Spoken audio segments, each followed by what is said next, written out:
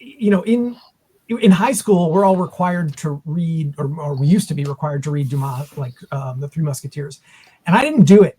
I somehow avoided it or dodged it, or my high school didn't assign it, and I always assumed that it was going to be like something boring and dated and whatnot.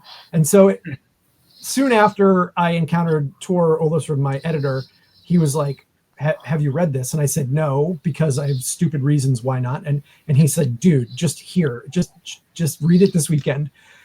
And I was like, oh, okay, you're right. This is incredible. And so we talk, like we really just began to incorporate these ideas of adventure fiction that Dumas brings to all of us. We try to get them into our games as much as possible. But the second book in the D'Artagnan romances, 20 years after, just rocked me.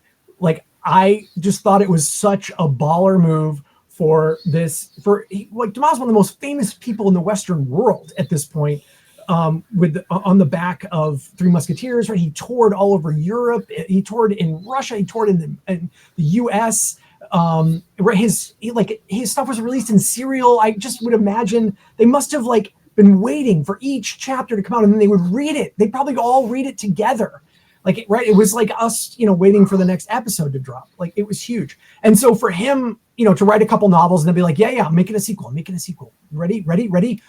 Smash cut 20 years later, fuck you. And they're all sad old men. I was like, no, what?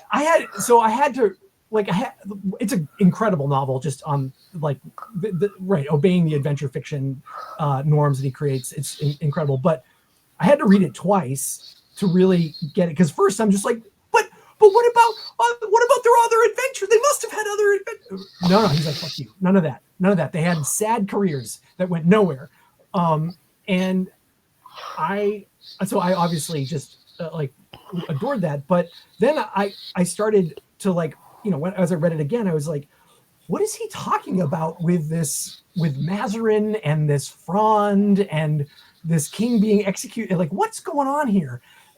And so I started reading, and I was like, oh, this is a thing that was actually happening 20 years later. So he's cutting from the Siege of La Rochelle to this next historical moment, and he's found this incredible historical moment where another place where he can involve Anne in this really meaningful way, and where she's being pressed, politically from all sides. Mazarin is coming into his own. And the more history I read, the more research I did, the more I encountered Dumas in the shadows of it, right? I found his footsteps, his fingerprints. I found exact characters that he had taken, from history and put them into the story. And I just realized that, right, the spirits were talking to me and said, you gotta just do this. You have to honor this. These are so many things that you love. So like I said, it's many roads that led me there. But I felt really good about making it.